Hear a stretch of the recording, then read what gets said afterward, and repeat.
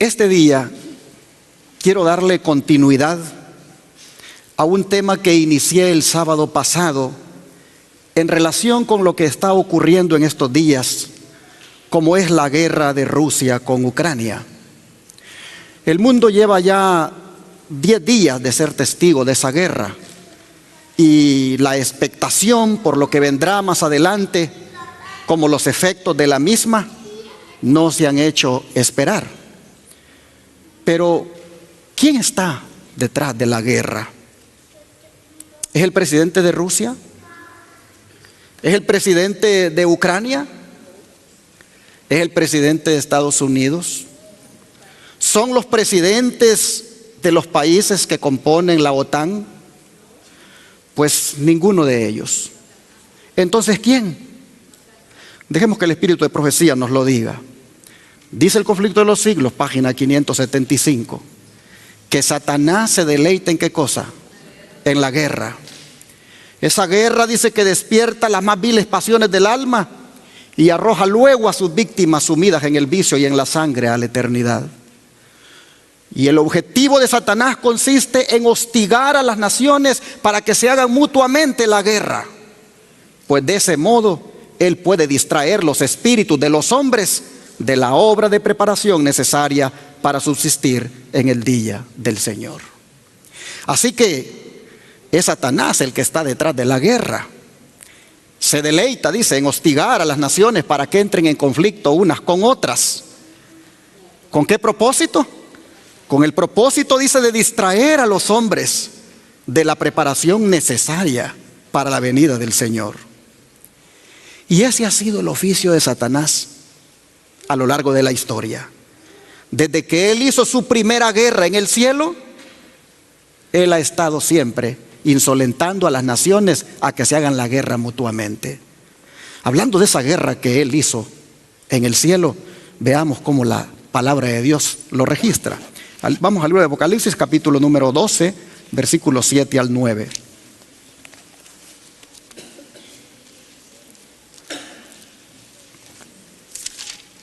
Apocalipsis 12, versos 7 al 9.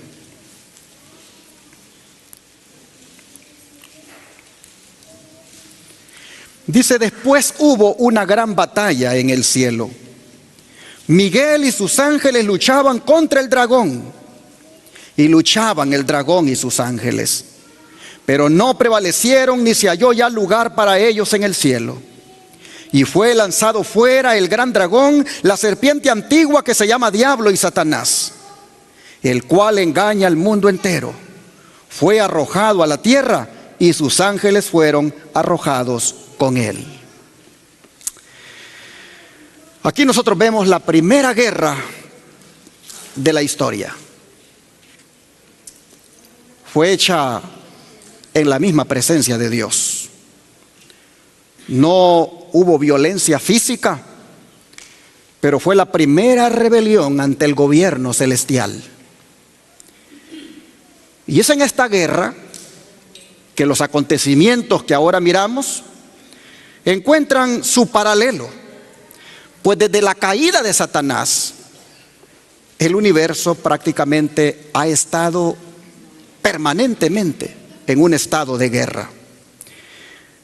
Y algunas veces esas guerras han sido enfocadas en contra del pueblo de Dios. Pero ¿qué motivó a Lucifer a hacer esta guerra? Yo creo que como a veces no tenemos tiempo en la casa para leer el espíritu de profecía y a veces no tenemos ni los libros, vamos a dedicar unos minutos aquí para que la mensajera del Señor se explaye y nos diga lo que motivó a Satanás a entrar en esta guerra. Vamos a mirar. Dice: en el cielo, antes de su rebelión, Lucifer era un ángel honrado y excelso, cuyo honor seguía al del amado Hijo de Dios. Su semblante, así como el de los demás ángeles, era apacible y denotaba felicidad. Su frente alta y espaciosa indicaba su poderosa inteligencia. Su forma era perfecta, su porte noble y majestuoso. Una luz especial resplandecía sobre su rostro y brillaba a su alrededor con más fulgor y hermosura que en los demás ángeles. Miren ustedes lo que está destacado en azul.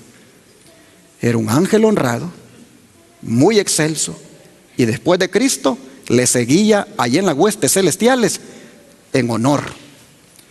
Interesante que era tan brillante que por eso se llamaba Lucifer o Lucero, porque era brillante, resplandecía, había como un fulgor que tenía alrededor. Sin embargo, hermanos, con todo y eso, dice la sierva del Señor, sin embargo, dice Cristo, el amado Hijo de Dios, tenía la preeminencia sobre todas las huestes angélicas. Cristo era uno con el Padre antes que los ángeles fueran creados. Y a eso Lucifer, ¿qué cosa le tuvo? Envidia. Tuvo envidia de él, dice, y gradualmente asumió la autoridad que le correspondía solo a Cristo. Historia de Redención, página 13. Así que notamos nosotros que lo que motiva la guerra es, ¿qué cosa, hermanos? La envidia. La envidia que Lucifer le tiene a Cristo. Pero no se queda aquí el don profético en su explicación. Dice, Lucifer estaba envidioso y ahora la envidia lo llevó a tener, ¿qué cosa? Celos de Cristo. Miren ustedes, los celos son motivados por la envidia. Y es posible que usted diga, pero yo no tengo envidia de nadie, pero son motivados por la envidia. No obstante, dice, cuando todos los ángeles se inclinaron ante él para reconocer su supremacía, gran autoridad y derecho de gobernar, se inclinó con ellos.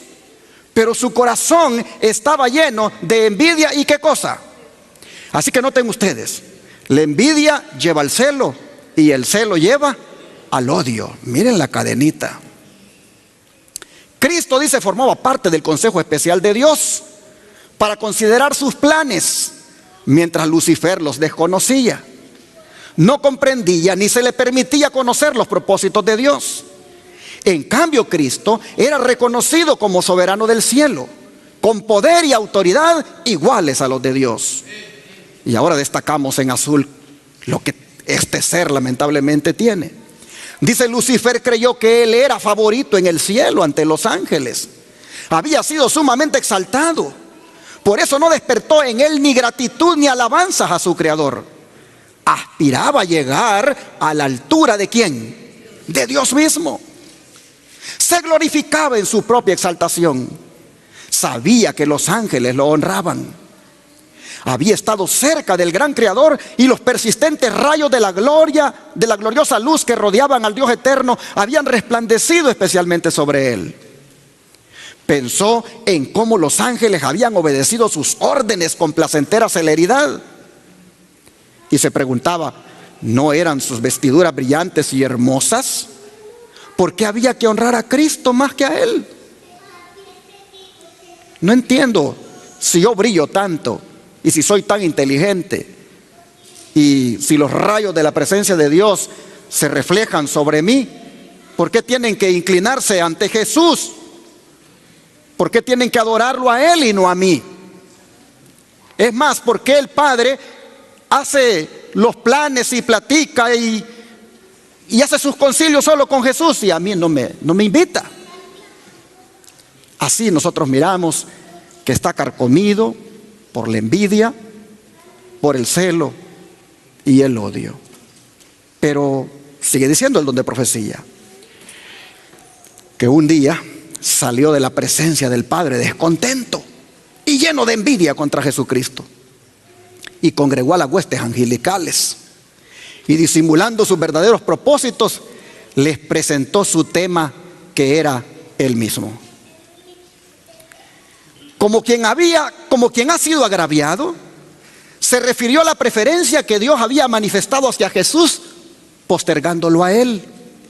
Les dijo que de allí en adelante toda la dulce libertad de que habían disfrutado los ángeles llegaría a su fin.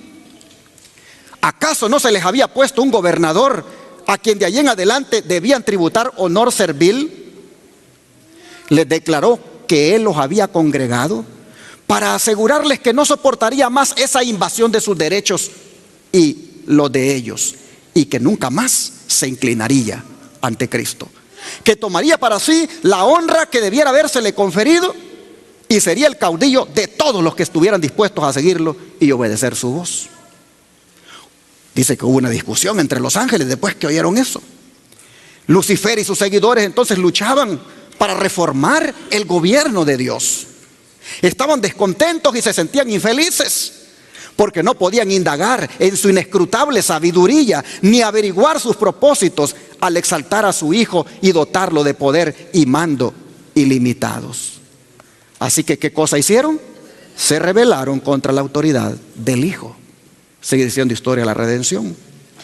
Pero el relato no se queda aquí, pues nos dice que los ángeles leales, hubieron unos que dijeron: esto está raro, aquí hay un espíritu de división, aquí hay un espíritu de rebelión, aquí lo que están buscando es que nos volvamos contra nuestro Creador. Y entonces algunos ángeles leales, dice, se apresuraron a llegar hasta el Hijo de Dios y le comunicaron lo que estaba ocurriendo entre los ángeles. Y encontraron, cuando llegaron, al Padre en consulta con su amado Hijo para determinar los medios por los cuales, por el bien de los ángeles leales, pondrían fin para siempre a la autoridad que había asumido Satanás. El gran Dios podría haber expulsado inmediatamente del cielo a este archiengañador, pero ese no era su propósito, sino que daría a los rebeldes una justa oportunidad para que midieran su fuerza con su propio Hijo y sus ángeles leales. En esa batalla, cada ángel elegiría su propio bando y lo pondría de manifiesto ante todos. No hubiera sido conveniente permitir que permaneciera en el cielo ninguno de los que se habían unido con Satanás en su rebelión. Habían aprendido la lección de la genuina rebelión contra la inmutable ley de Dios, y eso es irremediable. Si Dios hubiera ejercido su poder para castigar a este jefe rebelde, los ángeles subversivos no se habrían puesto en evidencia. Y por eso Dios siguió otro camino, pues quería manifestar definidamente a toda la hueste celestial su justicia y su juicio. ¿Y cuál fue el camino que escogió? Sigamos leyendo. Rebelarse contra el gobierno de Dios era un crimen enorme. Todo el cielo parecía estar en conmoción. Los ángeles se ordenaron en compañías. Cada división tenía un ángel comandante al frente. Satanás estaba combatiendo contra la ley de Dios por su ambición de exaltarse a sí mismo y no someterse a la autoridad del Hijo de Dios, el gran comandante celestial. Así que ahí están los dos bandos. Y entonces dice que se convocó a toda la hueste angélica para que compareciera ante el Padre a fin de que cada caso quedara decidido. Satanás manifestó con osadía su descontento porque Cristo había sido preferido antes que él. Se puso de pie orgullosamente y sostuvo que debía ser igual a Dios y participar en los concilios con el Padre y comprender sus propósitos. El Señor le informó a Satanás que solo revelaría sus secretos designios a su Hijo, y que requería que toda la familia celestial, incluyendo él, Satanás, le rindiera una obediencia absoluta e incuestionable. Pero que él, Satanás, había demostrado que no merecía ocupar un lugar en el cielo. Entonces el enemigo señaló con regocijo a sus simpatizantes, que eran cerca de la mitad de los ángeles, y le dijo a Dios: ellos están conmigo, ¿los vas a expulsar también? ¿Vas a dejar semejante vacío en el cielo?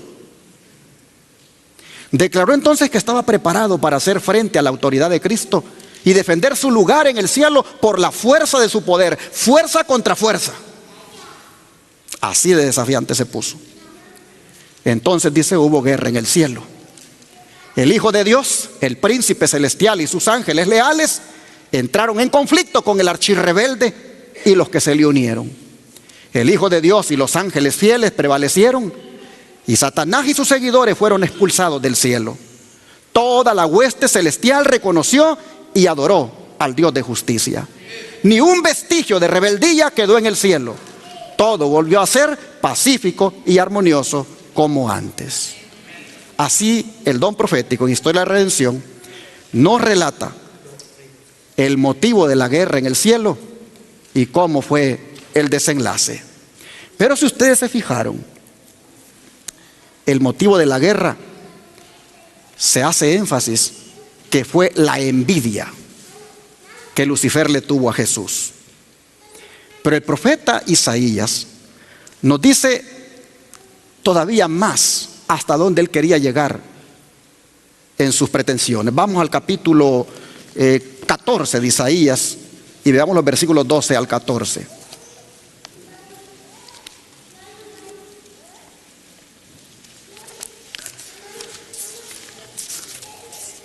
Isaías 14, versículos 12 al 14. Dice la Escritura: ¿Cómo caíste del cielo, oh lucero, hijo de la mañana? Cortado fuiste por tierra, tú que debilitabas a las naciones. Tú que decías en tu corazón: subiré al cielo, en lo alto junto a las estrellas de Dios levantaré mi trono, y en el monte del testimonio me sentaré a los lados del norte. Sobre las alturas de las nubes subiré y seré semejante al Altísimo. Así que este relato, que es aplicado en primera instancia al rey de Babilonia, pero que a todas luces encaja con Lucifer, aquí, hermanos, nosotros lo que vemos es que hay algo que él está codiciando. Y es ser, ¿qué cosa? Como Dios, como el Altísimo. Pues dice: seré semejante al Altísimo. Y el libro de Ezequiel, capítulo 28, todavía amplía más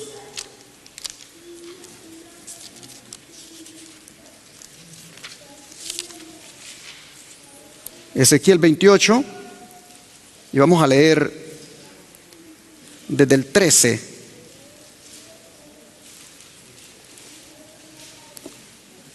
al 17. Dice: en Edén, en el huerto de Dios estuviste.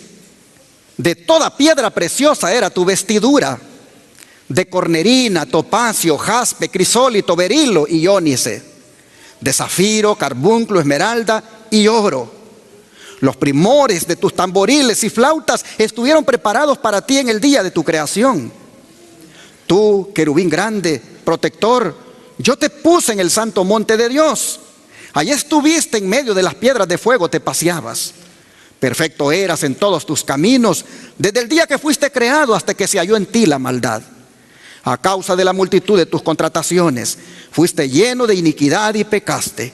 Por lo que yo te eché del monte de Dios y te arrojé de entre las piedras del fuego, oh querubín protector. Se enalteció tu corazón a causa de tu hermosura. Corrompiste tu sabiduría a causa de tu esplendor. Yo te arrojaré por tierra, delante de los reyes te pondré, para que miren en ti. Así las Escrituras dicen todas las pretensiones que había en el corazón de Lucifer. Llegar prácticamente a sentarse en el trono de Dios, desplazar a Dios, desplazar al Padre y por consiguiente a Jesús.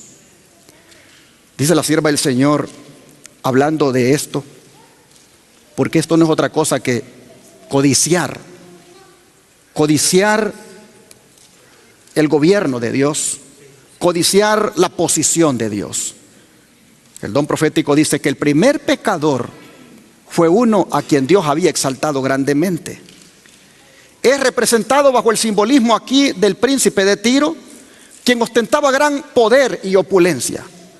Poco a poco Satanás fue complaciendo el deseo de glorificación propia, pues las Escrituras dicen que se enalteció su corazón a causa de su hermosura y corrompió su sabiduría a causa de su esplendor. Y él decía en su corazón que junto a las estrellas de Dios levantaría el trono y que sería semejante al Altísimo. Aunque toda su gloria provenía de Dios, este poderoso ángel llegó a considerarla como algo propio. No contento con su posición, aunque era honrado por encima de la hueste celestial, se atrevió a codiciar un homenaje que solo corresponde ¿a quién? Al Creador. Noten, codiciar. En vez de procurar que Dios fuera supremo en el afecto y en la lealtad de todos los seres creados, procuró conseguir para sí mismo ese servicio y esa lealtad. y codiciar la gloria que el Padre Infinito había conferido a su Hijo, este príncipe de los ángeles, y al codiciar, la gloria que el Padre Infinito había conferido a su Hijo, este príncipe de los ángeles aspiró a un poder que únicamente le pertenecía a Cristo. Sermones Escogidos, tomo 1, página 336. Aquí ya nosotros miramos que la codicia le brotó. Hermanos y hermanas, cuando las escrituras hablan de la codicia, también se refieren indistintamente con el término avaricia. Son sinónimos. Y la codicia o la avaricia, nosotros vemos que fue el detonante de la guerra en el cielo. Y eso mismo sigue siendo la causa de las guerras que están ocurriendo hoy. El ser humano está lleno de codicia y de avaricia. Y Satanás lo ha inducido a eso para que desate guerras. Mire lo que dice el don de profecía. Al ver Satanás que su tiempo es corto, induce a los hombres a ser cada vez más egoístas y codiciosos. Y luego se regocija cuando los ve dedicados a sí mismos, mezquinos y egoístas. Si los ojos de los tales pudieran abrirse, verían a Satanás en triunfo infernal, regocijándose acerca de ellos y riéndose de la locura de aquellos que aceptan sus sugestiones y caen en sus lazos. Fíjense ustedes, él sabe que le queda poco tiempo y está buscando que la codicia y el egoísmo sea el que los hombres, dice, muestren. Y cuando los ve que son mezquinos y egoístas, él se ríe porque lo ha logrado. Dice que caen en sus lazos, caen prácticamente en sus garras. Mis hermanos y hermanas, dice el apóstol Santiago que cuando una persona deja que la codicia lo invada, lo que viene después de eso es el deseo hasta de matar por eso. Vamos a mirarlo en el libro de Santiago, capítulo 4, versículo 1 y 2. Santiago, capítulo 4, versículo 1 y 2.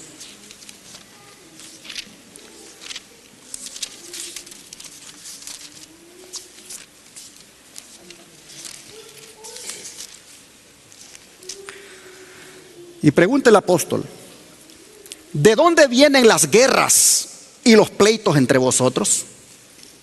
¿No es de vuestras pasiones las cuales combaten en vuestros miembros? Codiciáis y no tenéis, matáis y ardéis de envidia y no podéis alcanzar. Combatís y lucháis, pero no tenéis lo que deseáis porque no pedís. Aquí, hermanos y hermanas, nosotros miramos que las guerras, dice que vienen por causa de la codicia. ¿Qué cosa es la codicia? La codicia es el deseo de poseer alguna cosa de la cual no se tiene derecho a poseer. Y la codicia es la raíz de todos los pecados. Es más, cuando Dios dio los 10 mandamientos, al final colocó el mandamiento de no codiciar, como diciendo: les advierto que se cuiden de esto, porque si se cuidan de esto, no van a violar ninguno de los otros mandamientos. La codicia, hermanos y hermanas, es la raíz de todos los pecados. Prácticamente de la codicia proviene la avaricia, el egoísmo, la envidia, el celo, el odio. De la codicia proviene también los pecados de índole sexual. De la codicia proviene el adulterio. Aquí nosotros miramos hasta lo que hemos leído, que fue la codicia la que le dio entrada al mal en el universo. Nosotros hemos visto que este querubín llamado Lucifer, cuando codició ser igual a Dios, le dio entrada al mal. Y qué lamentable que nuestros primeros padres siguieran su ejemplo. Pues Eva, cuando miró aquel árbol del conocimiento del bien y del mal, miró que era, dice, agradable. Y cuando escuchó que le dijo la serpiente, seréis como Dios, sabiendo el bien y el mal, entonces extendió la mano. Codició también el conocimiento prohibido que solo a Dios le correspondía. Lamentablemente, así como la codicia le dio entrada al mal en el cielo, en la tierra también nuestros primeros padres le dieron entrada al mal a través de la codicia, codiciando algo que le correspondía solo a Dios, codiciando inclusive un árbol que le pertenecía solo a Dios. Y nosotros, mis hermanos, mirando los acontecimientos hoy en día, vemos que es la codicia la que hace que las naciones entren en guerra. Santiago ha dicho aquí que es por la codicia que uno alberga, que prácticamente tiene hasta problemas en la iglesia, porque Santiago está hablando de la iglesia. Sin embargo, aunque eso, imagínense ustedes, se da en la iglesia, que hay codiciosos, pues en el mundo incrédulo no es la excepción. Nosotros miramos, especialmente en la guerra de Rusia y Ucrania, que ahí hay un problema de fondo en esa guerra, y es la envidia por la hegemonía mundial. Rusia, ese país a toda costa queriendo tener el control hegemónico tanto en el aspecto económico como militar. Y por el otro lado tenemos aquí esta nación que no se deja, y liderando la OTAN busca quitarle esas pretensiones. Al mirarlo, al ver cómo se alía con China, la OTAN dice, aquí hay un problema, aquí hay un riesgo de perder la hegemonía. Así que, codiciando la hegemonía en el mundo, nosotros miramos que las naciones se meten a estas guerras injustas para la gente inocente. Y un ejemplo, hermanos, un ejemplo de cuando una nación no tiene algo y es movido por la codicia a querer obtenerlo, nosotros lo vemos en aquella primera guerra mundial que hubo y que está registrada en la Biblia. Nosotros hemos oído hablar aquí de la Primera Guerra Mundial y la Segunda Guerra Mundial que ha habido, pero antes de esa la Biblia registra una Primera Guerra Mundial. Vamos para allá al libro de Génesis capítulo 14 y miren cómo el asunto de la codicia aquí se hace manifiesto. Génesis 14, versículos 1 en adelante.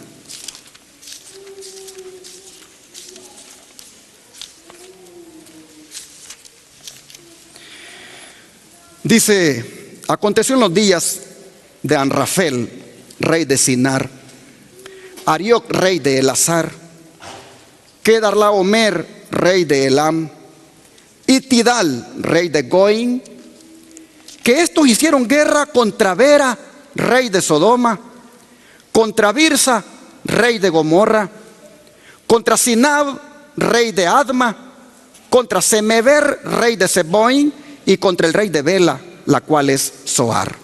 Todos estos se juntaron en el valle de Sidim, que es el mar salado. ¿Y por qué fue la guerra? Miren ustedes, 12 años habían servido a Kedarlaomer, y en el 13º se rebelaron. Y en el año 14 vino Kedarlaomer y los reyes que estaban de su parte, y derrotaron a los refaítas en Astarot, Carnai, a los usitas en Am, a los emitas en Sabe Kiriataim, y a los oreos en el monte de Seir, hasta la llanura de Parán que está junto al desierto. Y volvieron y vinieron a Enmispat, que es Cades, y devastaron todo el país de los amalecitas, también al amorreo que habitaba en Hasezón Tamar. Y salieron el rey de Sodoma, rey de Gomorra, rey de Adma, rey de Seboim, y el rey de Bela, que es Zoar, y ordenaron contra ellos batalla en el valle de Sidim. Esto es, contra Kedarlaomer, rey de Elán, Tidal, rey de Goín, Anrafel, rey de Sinar, y Arioc, rey de Lazar. 4 reyes contra 5. Y el valle de Sidín estaba lleno de pozos de asfalto. Y cuando huyeron el rey de Sodoma y el de Gomorra, algunos cayeron allí y los demás huyeron al monte. Y tomaron toda la riqueza de Sodoma y de Gomorra y todas las provisiones y se fueron. Tomaron también a Lot, hijo del hermano de Abraham, que moraba en Sodoma, y sus bienes, y se fueron. Y vino uno de los que escaparon y lo anunció a Abraham el hebreo, que habitaba en el encinar de Mamre, el amorreo, hermano de Escol y hermano de Aner, los cuales eran aliados de Abraham. Oyó Abraham que su pariente estaba prisionero y armó a sus criados, los nacidos en su casa, 318, y los siguió hasta Dan. Y cayó sobre ellos de noche él y sus siervos, y les atacó y les fue siguiendo hasta Oba, al norte de Damasco, y recobró todos los bienes, y también a Lot su pariente y sus bienes, y a las mujeres y demás gente. Cuando volvía de la derrota de Kedarlaomer y de los reyes que con él estaban, salió el rey de Sodoma a recibirlo al valle de Sabe, que es el valle del rey. Entonces Melquisedec, rey de Salem y sacerdote del Dios Altísimo, sacó pan y vino y le bendijo diciendo: bendito sea Abraham del Dios Altísimo, creador de los cielos y de la tierra, y bendito sea el Dios Altísimo que entregó tus enemigos en tu mano. Y le dio a Abraham los diezmos de todo. Entonces el rey de Sodoma dijo a Abraham: dame las personas y toma para ti los bienes. Y respondió Abraham al rey de Sodoma: he alzado mi mano a Jehová Dios Altísimo, creador de los cielos y de la tierra, que de un hilo hasta una correa de calzado nada tomaré de todo lo que es tuyo, para que no digas: yo enriquecí a Abraham, excepto solamente lo que comieron los jóvenes y la parte de los varones que fueron conmigo, Aner, Escol y Mamre, los cuales tomarán su parte. Bueno, hermanos y hermanas, aquí nosotros tenemos el final feliz de una guerra. Pues nosotros vemos que al final de la guerra, prácticamente en ese rey Melquisedec, quien habló fue Cristo. Nosotros vemos que quien se le aparece al final de la guerra a Abraham fue Cristo, en el simbólico rey Melquisedec. El don profético nos dice que el que habló ahí fue Cristo. Vean ustedes, fue Cristo, dice, el que habló mediante Melquisedec, el sacerdote del Dios Altísimo. Melquisedec no era Cristo, sino la voz de Dios en el mundo, el representante del Padre. Así está escrito en Mensajes Selectos, tomo 1, página 479. Pero fue Cristo hablando, dice, mediante Melquisedec. Nosotros vemos un final de guerra feliz, pero para poder tener, digamos, un beneficio del relato tan largo que hemos leído, yo quisiera, en relación con esta guerra, que ustedes le pusieran atención a varios puntos. Lo primero es que esta fue la primera guerra mundial que la Biblia registra en la historia. Nosotros vemos que esta guerra fue movida por la codicia. Pues Kedarlaomer, después de haber sido prácticamente el que tenía el control hegemónico de todo lo que era Canaán, y había incluso puesto tributos a las naciones que habían allí, nosotros vemos que cuando esas naciones se le rebelan y él no va a seguir recibiendo dinero, no va a seguir aprovechándose de la riqueza de Canaán, nosotros vemos que el codicioso Kedarlaomer agarra a 3 reyes más, y a manera de coalición vienen ahora esas 4 naciones a pelear, a guerrear contra 5 naciones del sur de Canaán. Ah, mis hermanos y hermanas, ¿Qué codiciaban ellos?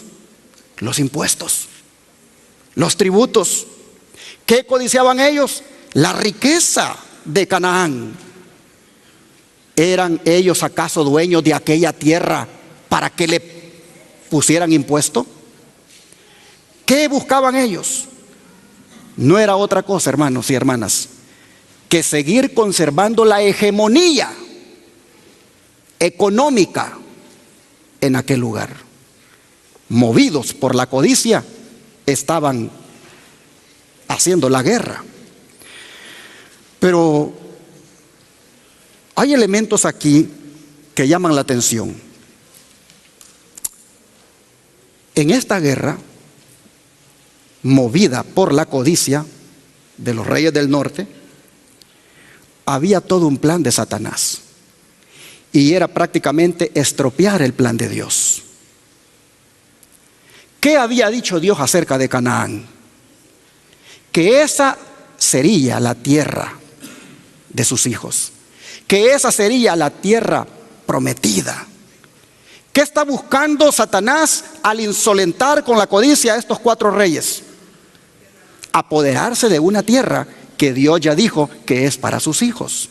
Así que hay un plan de Satanás por estropear el plan de Dios. Pero nosotros miramos también que esta guerra prácticamente vino a ser una prueba de fe para Abraham. ¿Por qué una prueba de fe? Porque Dios le había dicho, esta tierra será tuya. Y ahora que mira toda una coalición de naciones que la quieren y la quieren tener sometida, Abraham es como para que lo piense si realmente va a valer la pena quedarse a vivir allí con esa promesa que Dios le ha hecho de que será de él. Él sin duda pues ve mucho peligro. Sin embargo, tiene 318 criados, los alista con sus espadas, le pide a Mamre, a Escol y a Aner, esos hombres amorreos que se habían hecho amigos con él, y dicen, vamos a seguir a estos que llevan a mi sobrino Lot. Llegaron hasta Dan, dice. Interesante que donde partió Abraham con los 3 que le ayudaron y los 318, habían 270 kilómetros según los arqueólogos. Y el siervo de Dios viajó con sus soldados 270 kilómetros y los encontró, dice la hermana Guay, a aquellos en una orgía, felices de la derrota que le habían propinado a los 5 reyes, de que les habían quitado todo y estaban allá tranquilos de que nadie podía seguirlos. Y Abraham llegó de noche, ubicó sus hombres en diferentes flancos e hizo el asalto en la noche y prácticamente lo derrotó. Interesante que dice que todavía de allí lo siguió más allá hasta llegar hasta Damasco. Dicen los arqueólogos que de allí de donde estaba todavía habían 160 kilómetros más. Y lo siguió y les arrebató todos los cautivos. Les arrebató a Lot y su familia. Así que ahí viene el hombre ahora con 318 criados que él los ha preparado para la guerra. Viene ahora y prácticamente se ha ganado el respeto de todos los cananeos. Prácticamente viene como todo un conquistador. Esto, hermanos y hermanas, fue una prueba de fe para él. Porque la promesa que Dios le había dicho, que esa tierra sería de él, después de esa victoria con 318 y los otros que le ayudaron, él podría decir, bueno, entonces yo puedo tomar ya posesión de la tierra.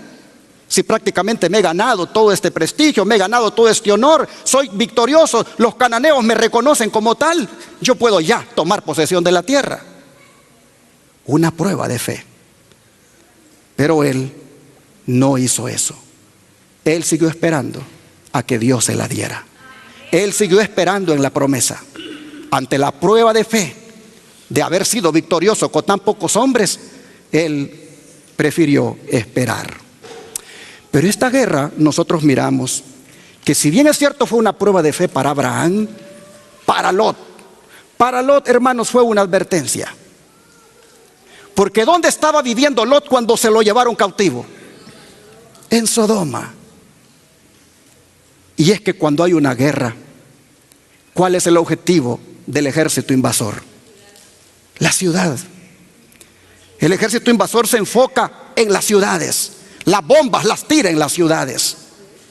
Busca asaltar las ciudades. De manera que al llevarse cautivo a Lot y su familia, el ejército invasor, eso debió haber sido para Lot una advertencia que no era la ciudad el mejor lugar para vivir. Y sin embargo nosotros vemos que Lot no atendió la advertencia, porque después de haber sido libertado por su tío, él otra vez se va a meter ¿a dónde? A Sodoma y Gomorra. No atendió la advertencia. Y ya nosotros sabemos que cuando cayeron los granizos, cuando cayó el fuego, ahí estaban sacándolo a la fuerza, porque él le gustaba la ciudad. El estilo de vida urbano a Lot le fascinaba. Y nosotros vemos que cuando le dan la orden los ángeles, porque ya va a caer el fuego del cielo, y le dicen: apúrate, vete al monte, escapa por tu vida. Todavía viene él y dice: mira, yo no creo que la haga llegando al monte. ¿Por qué no me dejas en esta ciudad más pequeña? Al fin y al cabo es pequeña. Es como que dijéramos: ¿por qué no me dejas aquí en Irving? Pues ya me sacaste de Dallas, déjame aquí. Porque el estilo de vida urbano a él le gustaba. Él siempre quería la ciudad. Y esa ciudad también estaba en la lista, que era pequeña para ser quemada. Pero nosotros miramos que vivir en la ciudad en tiempos de guerra, hermanos, no es sabio. Nuestros hermanos adventistas que viven allá en Ucrania y que viven en las ciudades, ¿ustedes creen que la están pasando bien? Hermanos, están huyendo, están escondiéndose en sótanos. No pueden reunirse con libertad como nosotros lo estamos haciendo acá. Ellos, sin duda, están pasándola difícil en cuestiones de alimentación. Porque lo primero que ocurre en una guerra es cortar las cadenas de abastecimiento. Los alimentos se acaban. Es un caos. Hermanos y hermanas, lo que nos está diciendo esta primera guerra es que Lot, el hijo de Dios, nunca debió haber estado en la ciudad, porque fue tomado como prisionero.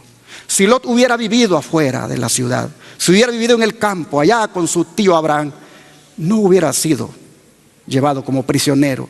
Así que la advertencia para Lot también es para nosotros, de cómo es importante que busquemos vivir fuera de la ciudad. Pero también no solamente viviendo fuera de la ciudad, sino cultivando allá fuera de la ciudad. Porque si vivimos fuera de la ciudad, pero sin cultivar, de nada sirve. Porque las tiendas en las pequeñas ciudades, pues no van a tener alimentos, porque a veces se proveen de las grandes ciudades.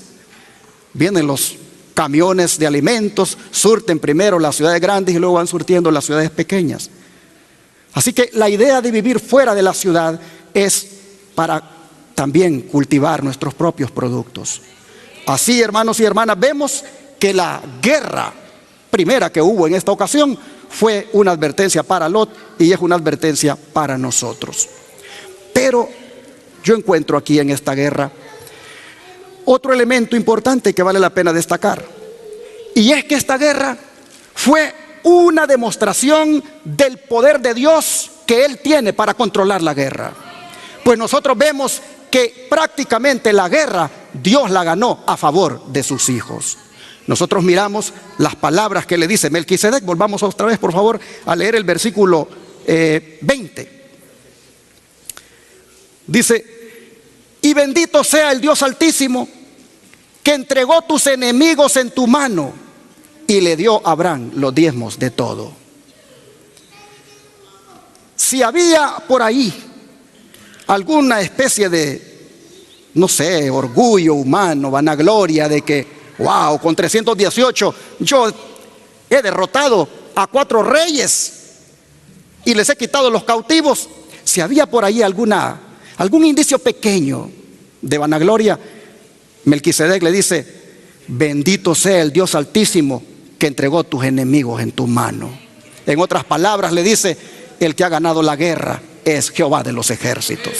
Tú solamente Mira, eres un hombre con 318, sin experiencia en guerra, y has derrotado a 4 reyes diestros para la guerra. No lo hiciste tú. Bendito Dios que Él lo hizo por ti. Así que nosotros miramos que en toda guerra finalmente el que tiene el control es nuestro Dios. Pues aquí la guerra fue ganada a favor de sus hijos.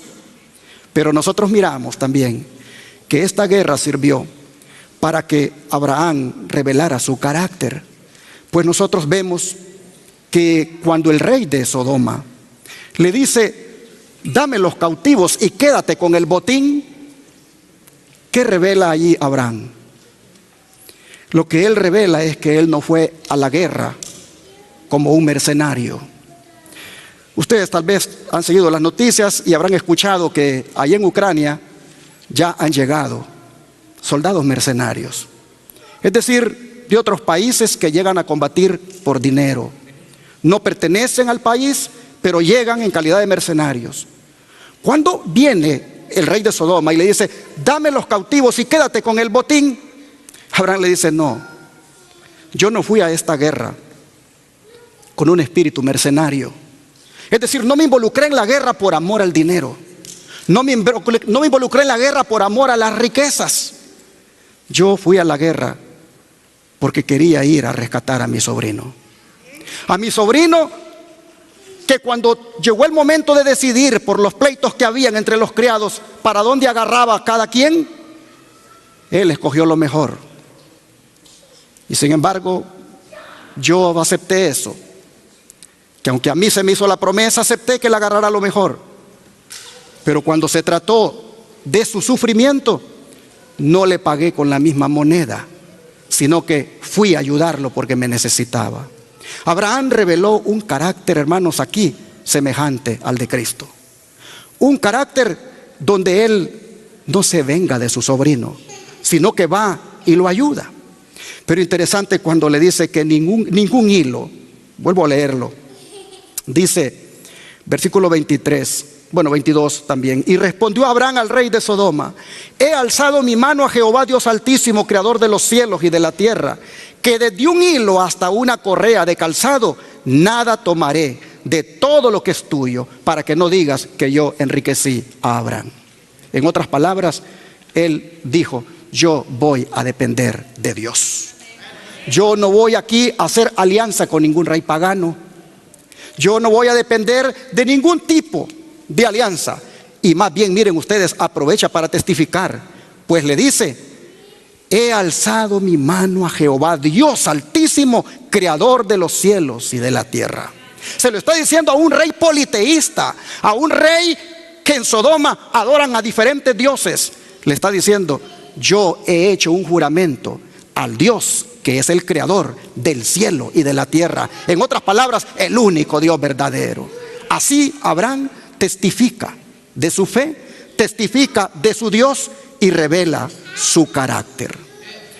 Y así nosotros vemos, hermanos, que viendo la maldad que produce la codicia, que propicia guerras, somos exhortados entonces a hacer lo siguiente por el don profético. Dice: debe ser desarraigado todo lo que Satanás planta en el corazón: la envidia, los celos, las malas sospechas, la maledicencia, la impaciencia, el prejuicio, el egoísmo, la codicia y la vanidad. Si se permite que permanezcan estos malos rasgos en el alma, darán frutos que contaminarán a muchos. Oh, cuántos cultivan las plantas venenosas que matan los frutos preciosos del amor y contaminan el alma. Así está en el Hogar Cristiano, escrito en la página 174. Debido, hermanos y hermanas, a que de la codicia emana toda esta podredumbre, como son envidia, celos, malas sospechas, maledicencia, impaciencia, prejuicio, egoísmo, dice el don profético, hay que desarraigar todo eso, porque son semillas que el diablo ha plantado en nuestro corazón. Y la palabra de Dios lo respalda. Pues vean lo que dice Colosenses 5:3. Colosenses 5:3.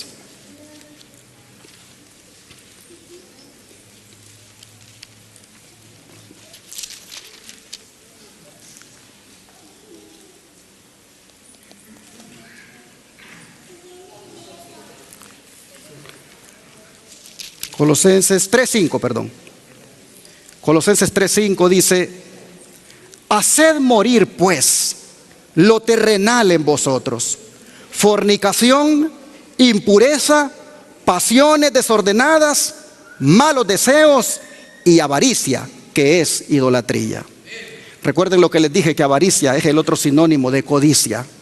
El apóstol Pablo dice que hay que hacer morir eso, porque eso es lo terrenal, y todo eso no refleja el carácter de Dios. Hay que hacer morir la fornicación, la impureza, las pasiones desordenadas, los malos deseos y la codicia, porque todo eso es idolatría. Pero Hebreos 13, verso 5, mire cómo lo dice.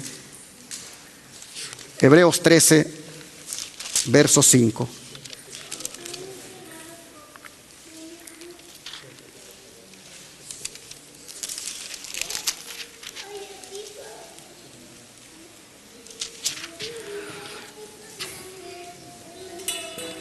Dice: sean vuestras costumbres sin avaricia, contentos con lo que tenéis ahora, porque Él dijo: no te desampararé ni te dejaré. Así que, hermanos y hermanas, noten ustedes que nuestras costumbres sean sin avaricia o codicia, y que también sean sin estas otras cosas que hemos mencionado. Que más bien dice: nos contentemos con lo que tenemos, porque Dios nunca nos va a desamparar. Pero volviendo al tema de la guerra que se está dando ahorita entre Rusia y Ucrania, el don profético todavía tiene más revelación para nosotros. Dice: las naciones están airadas unas contra otras, se hacen inmensos preparativos para la guerra. La noche se acerca. Levántese la iglesia para cumplir la tarea que le ha sido asignada. Todo creyente, cualquiera que sea el grado de su instrucción, puede llevar el mensaje. Así que, hermanos y hermanas, lo que está ocurriendo es una oportunidad para predicar el mensaje. Lo que está ocurriendo en el mundo es una oportunidad para llamar a las personas a que levanten sus cabezas, porque Cristo viene pronto. Las naciones están airadas unas con otras. Dice: la eternidad se extiende ante nosotros. El telón está por levantarse. ¿Qué estamos pensando al aferrarnos egoístamente a nuestra comodidad, mientras que en derredor nuestro hay almas que perecen? ¿Están nuestros corazones completamente endurecidos? ¿No podemos ver y comprender que nos incumbe hacer una obra en favor de nuestros semejantes? Hermanos y hermanas, ¿sois de aquellos que teniendo ojos no ven y teniendo oídos no oyen? ¿Será en vano que Dios os haya revelado su voluntad? ¿Será en vano que os haya dirigido amonestación tras amonestación con respecto a la proximidad del fin? ¿Creéis las declaraciones de su palabra tocante a las cosas que han de sobrevenir al mundo? ¿Creéis que los juicios de Dios están suspendidos sobre los habitantes de la tierra? En caso afirmativo, ¿cómo podéis quedar tranquilos, ociosos e indiferentes? Joya de los Testimonios, tomo 3, página 295. En otras palabras, si lo que estamos mirando nosotros son anuncios de que Cristo está a las puertas, ¿cómo, dice, podemos seguir tan tranquilos y no salir a predicar? ¿Cómo estar como que nada está pasando solo porque las bombas no están cayendo aquí en Estados Unidos o no están cayendo en el país donde vives? Estar tranquilo y no salir a predicar. Debemos salir a predicar, debemos dar el mensaje. Sigue diciendo el don profético: el que es el rey, Jehová de los ejércitos, está sentado entre los querubines, y en medio de la guerra y el tumulto de las naciones guarda aún a sus hijos. Así lo vimos con Abraham y lo vimos que lo hizo con Lot en aquella guerra. Dice: el que gobierna en los cielos es nuestro Salvador. Mide cada aflicción, vigila el fuego del horno que debe probar a cada alma. Cuando las fortificaciones de los reyes caigan derribadas, cuando las flechas de la ira atraviesen los corazones de sus enemigos, su pueblo permanecerá seguro en sus manos. Así como permaneció seguro en sus manos Abraham en aquella guerra y su familia, Lot y su familia, así Dios, hermanos, va a hacer que estemos seguros. Y sigue diciendo el don de profecía: se acerca la gran crisis de la historia de este mundo, cuando cada movimiento en el gobierno de Dios será vigilado con intenso interés y una aprehensión indecible. Los juicios seguirán en rápida sucesión.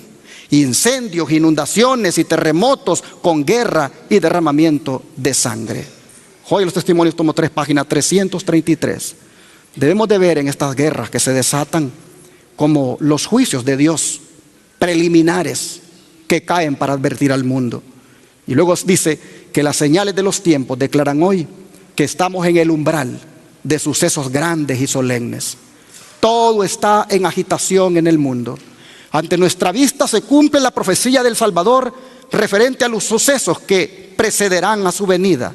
Pues Él dijo: oiréis de guerras y rumores de guerras. Se levantará nación contra nación y reino contra reino. Y habrá pestes y hambres y terremotos en diferentes lugares. Y ahora dice que la época actual es de sumo interés para todos los vivientes. Que los gobernantes y estadistas, los hombres que ocupan puestos de confianza y autoridad, los hombres y mujeres que piensan de toda clase social, tienen la atención fija en los sucesos que ocurren alrededor de nosotros. Observan las relaciones tirantes que mantienen las naciones. Observan la tensión que se está apoderando de todo elemento terrenal. Y reconocen que está por ocurrir algo grande y decisivo. Que el mundo está al borde de una gran crisis. En este mismo momento, los ángeles están sosteniendo los vientos de contienda para que no soplen hasta que el mundo reciba la advertencia de su próxima condenación. Pero se está preparando una tormenta. Ya está lista para estallar sobre la tierra. Y cuando Dios ordene a sus ángeles que suelten los vientos, habrá una escena tal de lucha que ninguna pluma podrá describir. Todo esto está en en el libro de Educación, página de 162. Así, hermanos y hermanas, vemos nosotros que solamente son dolores de parto, pero el alumbramiento va a llegar en cualquier momento. Y cuando llegue el alumbramiento, oh hermanos y hermanas, que nosotros, habiendo estado atentos a estas señales, hayamos hecho ya la preparación para recibir a Cristo venir en gloria. Afortunadamente, estas guerras, hermanos, van a llegar a su fin. Estas guerras injustas que los hombres movidos por la codicia desatan, oh hermanos y hermanas, estas guerras un día se acabarán, pues así lo ha prometido el Señor en el libro de Miqueas. Miqueas capítulo 4, versículo 3.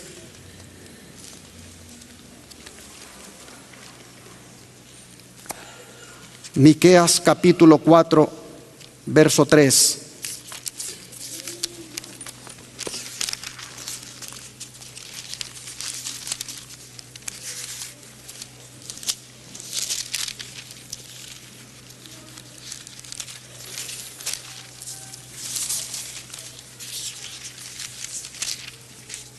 Dice la palabra de Dios, 4, verso 3.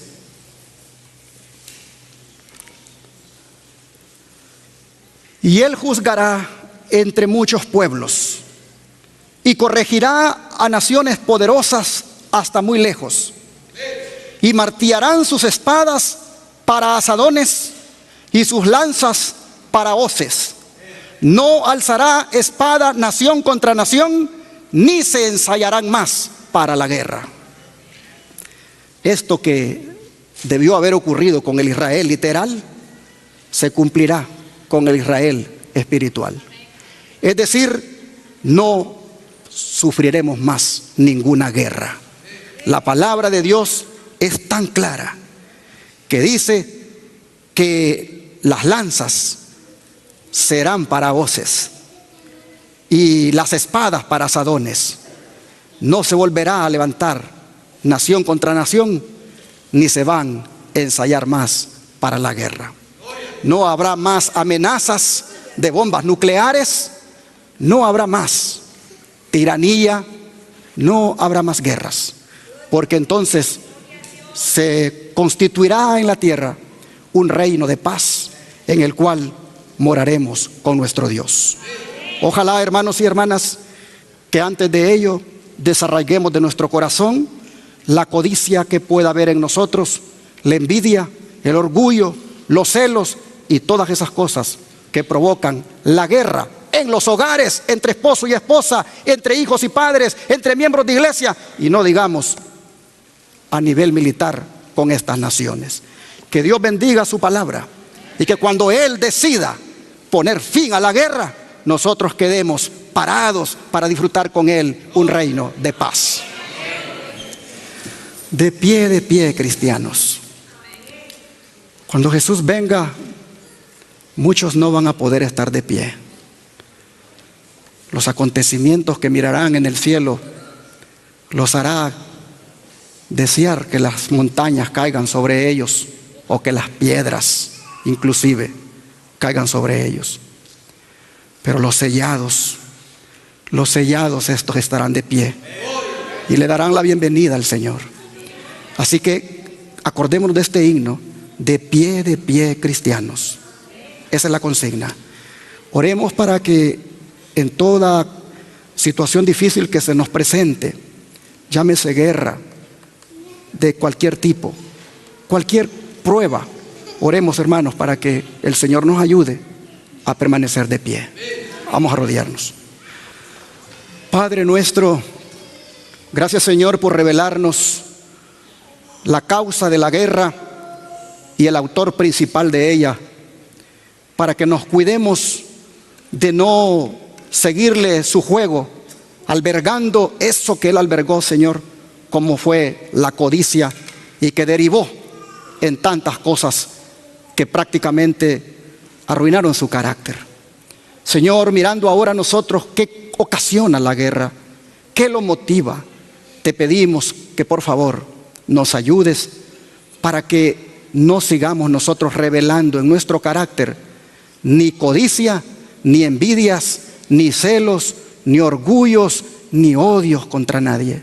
Señor, te rogamos que cambies nuestro corazón, que lo limpies de todas esas inmundicias, que lo purifiques de tal manera, Señor, que no haya nada en nosotros que Satanás ocupe para la guerra. Suplicamos por los hermanos que están en Ucrania, que tú, Señor, los ayudes. Te pedimos por los niños que a lo mejor están alarmados con lo que escuchan a su alrededor, por aquellas familias que están huyendo, Padre.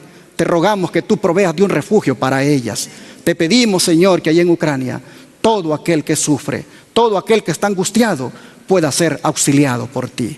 Padre, te pedimos que si tocara a nosotros experimentar un tipo de guerra como esa, oh Señor, que también desde ya sepamos que el Dios de Abraham, el que lo libró en la guerra, el que ayudó a Lot, también nos va a ayudar a nosotros. Te lo pedimos, y que sea así, pues lo rogamos en el nombre de Jesús. Amén.